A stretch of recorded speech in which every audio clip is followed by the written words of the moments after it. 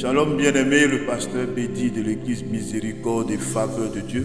C'est encore une joie pour moi aujourd'hui de vous retrouver autour de la parole de notre Seigneur et Sauveur Jésus-Christ de Nazareth. Alors aujourd'hui, je veux échanger avec vous autour de cette belle écriture tirée du livre de Genèse chapitre 6, le verset 9, qui dit que Noé était un homme juste et intègre au milieu de sa génération.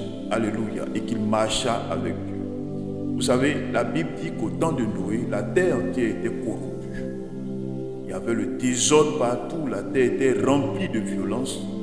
Mais au milieu de cette violence, au milieu de cette corruption, un homme s'est distingué.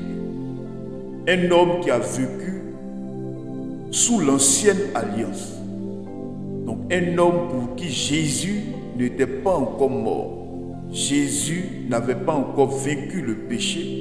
Jésus n'avait pas encore brisé la puissance du péché. L'homme a vécu. Et cet homme-là, c'était Noé.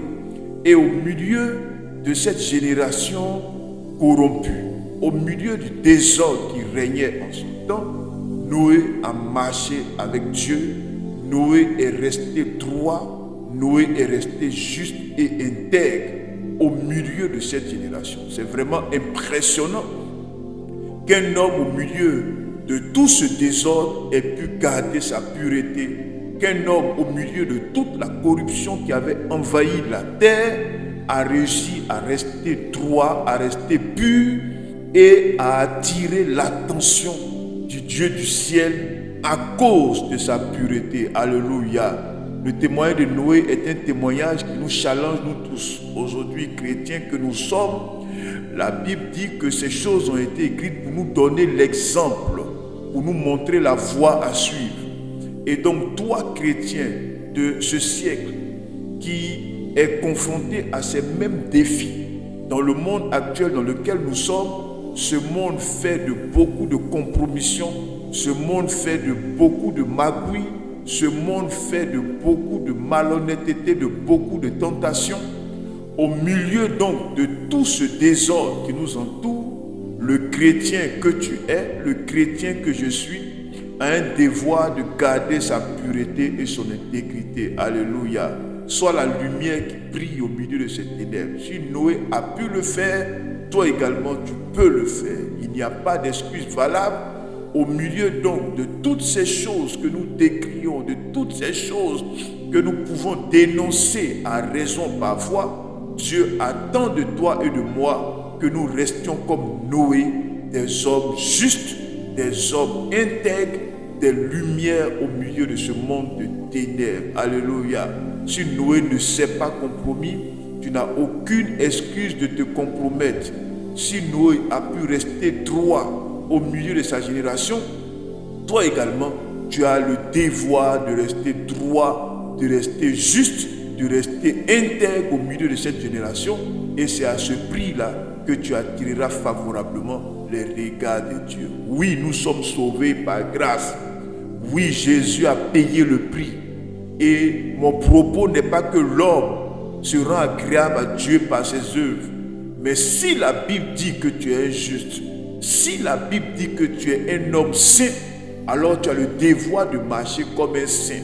Car on ne proclame pas être saint et en même temps vivre dans la saleté, dans le désordre, dans toutes sortes de maux, dans toutes sortes de vices. Oui, le chrétien est sauvé par grâce.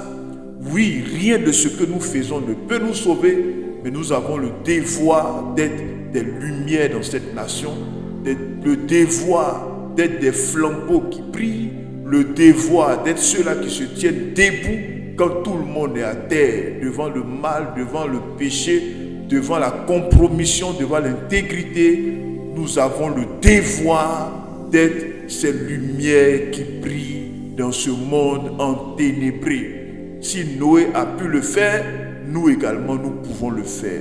Alors, aspirons à la justice, aspirons à la droiture, aspirons à être des modèles d'intégrité dans cette société. C'est en cela que le monde qui nous regarde verra également que nous sommes des disciples du Très-Haut, nous sommes des disciples de Jésus. Alors, mon frère, ma soeur, reste droit et ne te laisse pas ne te laisse pas modeler par les choses bizarres qui nous entourent. Ne te laisse pas submerger par la compromission autour de toi. Si tout le monde vole, sache le fils de qui tu es et sois droit. Si tout le monde se prosterne devant le mal, sache le fils de qui tu es.